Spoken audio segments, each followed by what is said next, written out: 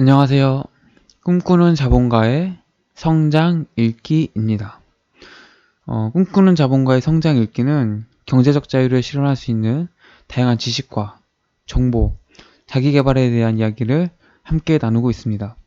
이러한 분야에 관심이 있으신 분이라면 유튜브에서 성장 읽기를 검색하시면 제가 올린 영상들을 만나실 수 있고요. 더 나아가서 구독해 주시면 저에게도 큰 힘이 됩니다.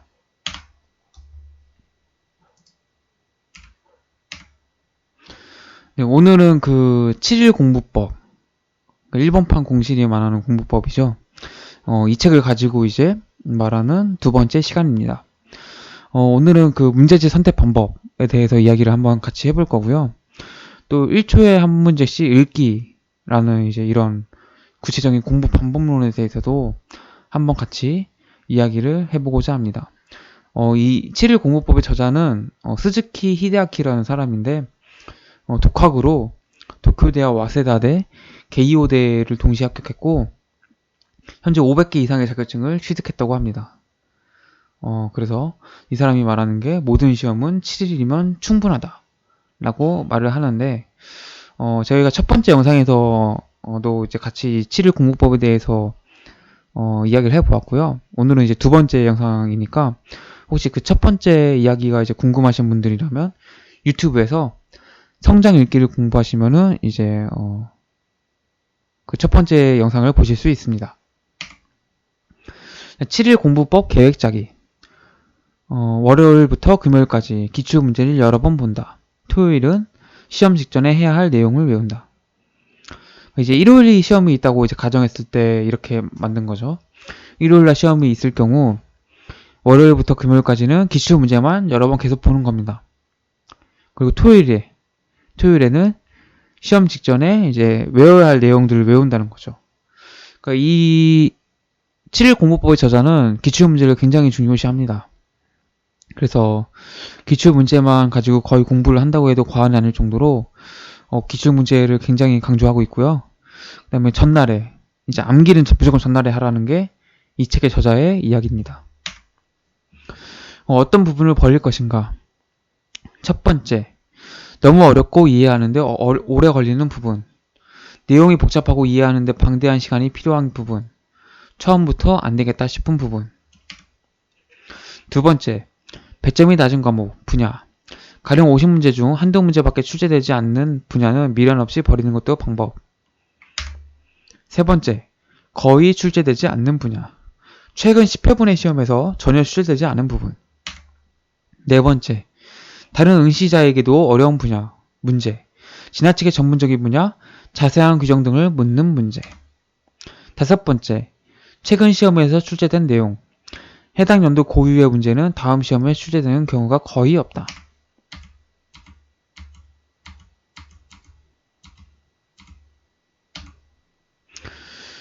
이게 7일 공부법이잖아요. 그러니까 어차피 모든 걸 다 공부할 수는 없어요. 이건 어떤 부분을 버리고 어떤 부분을 취해야 되는 선택을 해야 되는 건데, 이 첫 번째가 가장 먼저 이제 버려야 될 게 너무 어렵고 이해하는데 오래 걸리는 부분. 그러니까 너무 어렵고 이해하는 데는 이제 방대한 이제 시간이 필요하잖아요. 그러니까 7일 공부법에 적합하지 않는 거예요. 이런 부분들은 그냥 버리는 거예요. 딱 했을 때, 이거 엄두가 안 나는데? 이거 너무 어려운데? 그러니까 안 되겠다 싶은 부분을 과감히 버리라는 겁니다. 우린 시간이 없잖아요. 7일밖에 없으니까. 두 번째는 배점이 낮은 과목. 이제 기출 문제를 분석을 하시면은, 어느 부분에서 많이 나오는데 어느 부분에서 거의 안 나오는 부분들이 있어요. 이런 부분을 버려야 된다는 거죠. 너무 안 나오는 부분들은 뭐 한두 문제 나올 수 있는데 이 부분 버려야지. 이 부분 끌고 가면은 시간이 부족해진다는 거죠. 그거 다 공부하지 않아도 합격할 수 있다는 것이 이제 이 책의 저자의 이야기입니다. 세 번째는 거의 출제되지 않는 분야. 그러니까 뭐 거의 이제 안 나오는 부분들이 있어요. 한두 문제씩도 안 나오는 부분. 이 부분 뭐 거의 2년에 한 번씩, 3년에 한 번씩 나오는 부분이 있죠. 이런 부분들은 뭐 거의 이제 뭐 출제되지 않는 분야이기 때문에 조금 공부를 안 해도 괜찮다. 합격하는 데는 지장이 없다. 라고 이야기하고 있습니다. 네 번째가 이제 다른 응시자에게도 어려운 분야. 그러니까 원래 그 내용 자체가 어려운 부분이 있잖아요. 나라서 어려운 게 아니라 모든 수험생들이 다 어렵다고 생각하는 거. 이런 부분들은 버릴 수 있다. 넘어가는 것도 하나의 방법이다. 지나치게 전문적인 표현이라든지 지나치게 좀 지엽적이랄까요? 너무 구체적으로 묻는 것들 이런 것들을 공부하는 데는 시간이 오래 걸리기 때문에 이런 부분들 역시 그냥 넘어갈 수 있다. 다섯 번째가 이제 최근 시험에서 출제된 내용. 그러니까 작년에만 출제된 내용 이런 게 또 있어요. 이런 부분들은 올해는 안 나올 가능성이 크다. 그 해 연도에만 나왔던 부분들은 안 나올 가능성이 높으니까 이건 역시도 넘어갈 수 있다라는 것이 이 사람의 이야기입니다. 문제집 선택 방법. 첫 번째, 일문 일답형. 하나의 선택지가 하나의 문제 형태로 되어 있는 문제집. 두 번째, 좌우 페이지 완결형. 왼쪽에는 문제, 오른쪽에는 해답과 해설이 있는 문제집. 세 번째, 분야별. 수년문의 기출문제를 같은 분야, 논점별로 정리해 배치한 문제집. 그러니까 이제 문제집을 선택하는 방법을 세 가지 이야기합니다. 첫 번째가 일문 일답형. 일문 일답형이라는 거는 OX 문제입니다. OX 문제. A라는 문제를 주고 이게 O인지 X인지 뭐 A라는 기출에 문장을 가져와서 이 부분이 맞는지 틀린지를 판별하는 OX 문제가 이제 일문 일답형이 됩니다.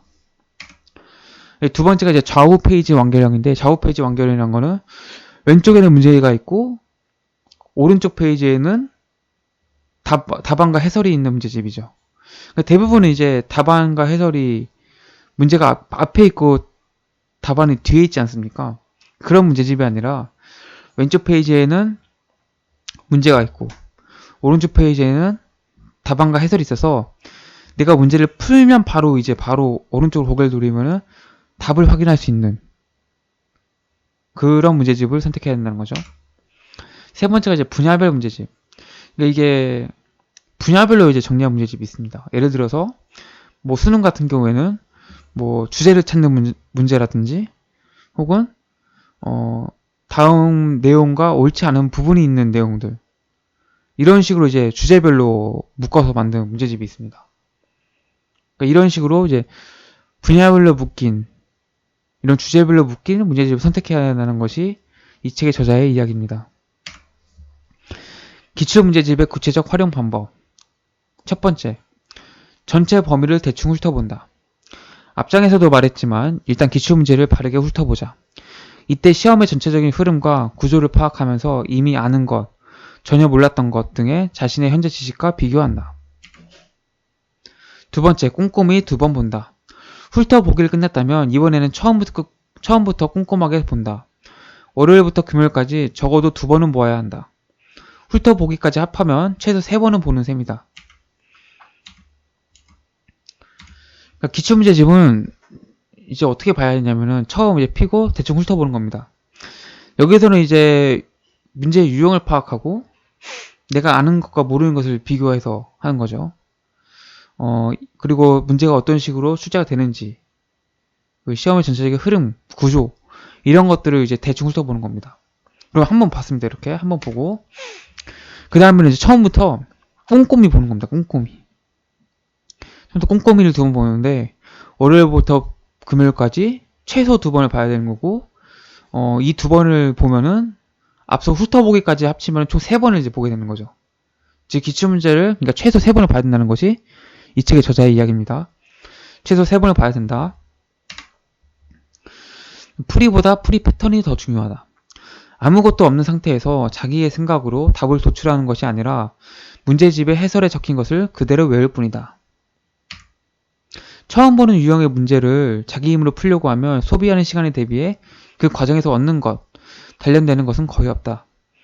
풀이가 아니라 풀이 패턴을 서서히 흡수하는 데 주력하자. 여기에서 또 이제 다른 공부법과 다른 점이 나오는데, 우리가 전반적으로 문제를 풀면은 그 문제를 어떻게 풀었는지 이 풀이에 대해서 굉장히 많은 관심을 갖고 집중적으로 공부를 합니다. 그래서 내가 문제를 왜 틀렸고 이 문제에 적힌 답을 이해하려고 노력을 많이 하죠. 근데 그렇게 하는 게 아니라는 겁니다. 그럼 어떻게 해야 되느냐? 그 해설을 이해하는 게 아니고 암기하는 겁니다. 암기. 이해가 아니라 암기해라. 처음 보는 유형의 문제를 내가 스스로 풀려고 하면은 너무 시간이 오래 걸린다는 거죠. 그러니까 그냥 외워서 푸는 겁니다.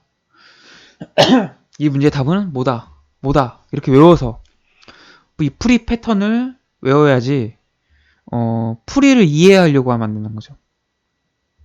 그러니까 풀이를 외우면 답안을 외우게 되지 않습니까? 그 외우면은 중요한 부분이 자동적으로 습득이 됩니다.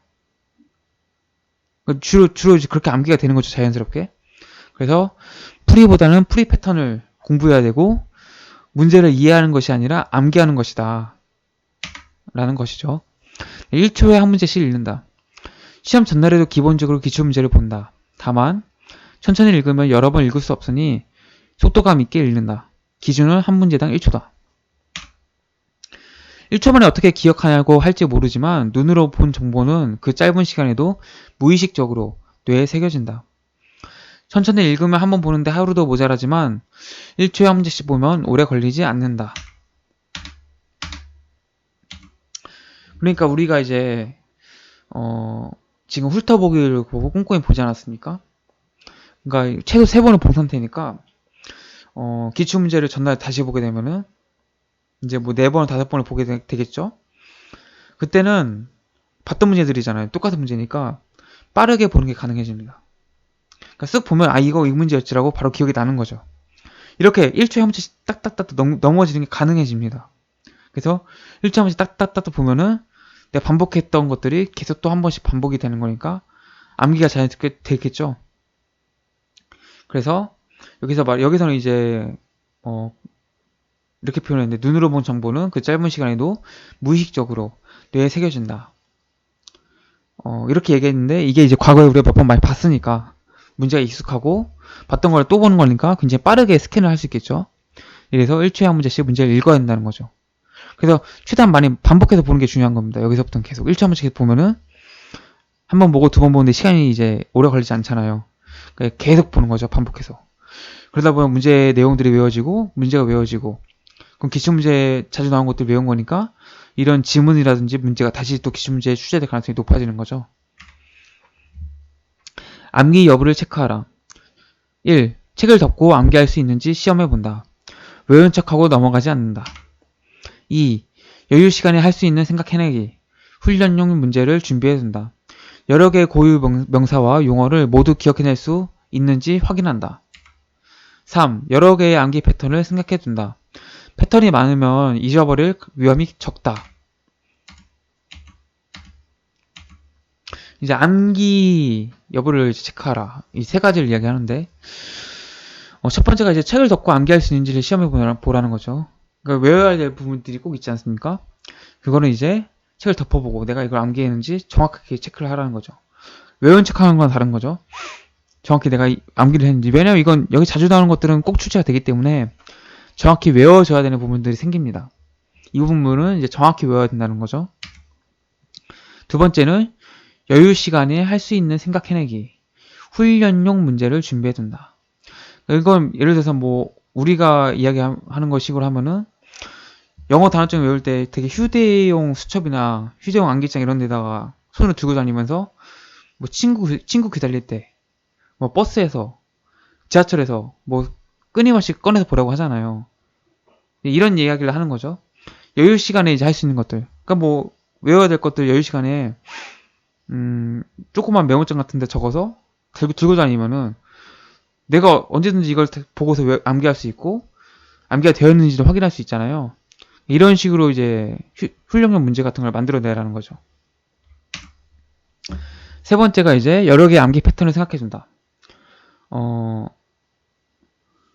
그러니까 꼭 외워야 될 부분들은 하나의 방법으로 외우는 게 아니고 또 다른 방법으로도 외우는 방법을 만들어가지고 A라는 방법으로도 잘 생각이 나지 않으면은 B라는 방법이 만약에 생각나면은 이걸 이제 암기해냈던 걸 꺼낼 수 있잖아요. 떠올릴 수 있잖아요. 그러니까 암기 패턴을 하나의 방법으로만 외우는 게 아니라 여러 개의 암기 패턴으로 그것을 암기해 놓으면은 잊어버릴 확률이 적다는 것이 이 사람의 이야기입니다. 그러니까 암기 패턴 여러 개 만들어 놔라. 이래야지 암기한 것을 잊어버리지 않을 수가 있다. 라고 말하고 있습니다. 공복 상태를 유지하라. 음식을 먹지 않으면 신경이 예민해져 높은 집중력과 절박함으로 몰두할 수 있다. 배를 비우면 머리를 굉장히 맑은 상태로 유지할 수 있다. 배가 고프다는 것은 몸이 빨리 다음 음식을 확보해 라고 사인을 보내는 것이다. 뇌는 그 욕구를 어떻게든 충족시키려 하기 때문에 평소보다 집중력이 높아진다. 쉽게 말해 헝그리 정신이 생기는 것이다. 이게 조금 이제 일반적인 내용과 또 다른 건데, 보통 이제 수능날 아침 뉴스 꼭 이런 게 나오잖아요. 전날 뉴스나 어떤 분이 나오냐면 아침밥을 꼭 먹고 가라 하면서 뭐 의사 선생님이나 뭐 이런 사람이 나와가지고 아침을 먹어야지 뭐 두뇌 활동이 더 활발해지고 뭐 시험을 더 잘 볼 수 있다, 시험에 더 도움이 된다라고 이제 막 이야기를 한단 말이죠. 뭐 맨날 시험 전날이나 시험 날에 항상 그런 뉴스 나오는데, 보통 시험 전날에 많이 나오죠. 시험 전날 밤에. 그러지 말라는 겁니다. 이 사람은. 이 사람의 주장이니까 한번 들어보면은 공복 상태를 유지하는 것이 오히려 더 시험 공부하는데 유리하다는 거예요. 왜냐면은 우리가 배가 고프면 예민해지잖아요. 이게 예민해지기 때문에 그 집중력이 더 잘 된다는 거예요. 그래서 이 집중력이 높아졌을 때 이렇게 배가 고픈 상태에서 집중력이 훨씬 높기 때문에 이때 공부를 해야지 공부가 더 잘 된다는 겁니다. 너무 배가 부르면은 보통 그렇잖아요. 배부르면 졸립잖아요. 공부하기 싫고. 뭐 이런 부분을 이야기하는 것 같습니다. 그래서 시험 공부를 할 때는 공복 상태를 유지해서 시험 공부를 해야 된다. 그래야 집중력이 더 높아진다. 라는 것이 이 사람의 이야기입니다. 지금까지 7일 공부법에 대해서 같이 이야기를 해보았고요. 뭐 문제지 선택 방법이라든지 1초에 한 문제씩 읽기, 공복 상태를 유지해라, 뭐 기출 문제를 보는 방법에 대해서 같이 이야기를 해보았습니다. 이 7일 공부법으로 이제 같이 이야기를 나눈 건 이제 두 번째 영상이었고요. 이 7일 공부법이라는 책은 이 첫 번째 영상과 두 번째 영상으로 책의 주된 내용을 한번 같이 이야기해 보았습니다. 꿈꾸는 자본가의 성장 읽기는 경제적 자유를 실현할 수 있는 다양한 지식과 정보, 자기 개발을 함께 나누고 있습니다. 이러한 부분에 관심이 있으신 분이라면 유튜브에서 성장 읽기를 검색하시면 제가 올린 영상들을 만나실 수 있고요. 더 나아가서 구독해 주시면 저에게도 정말 큰 힘이 됩니다. 여기까지 들어주셔서 고맙습니다.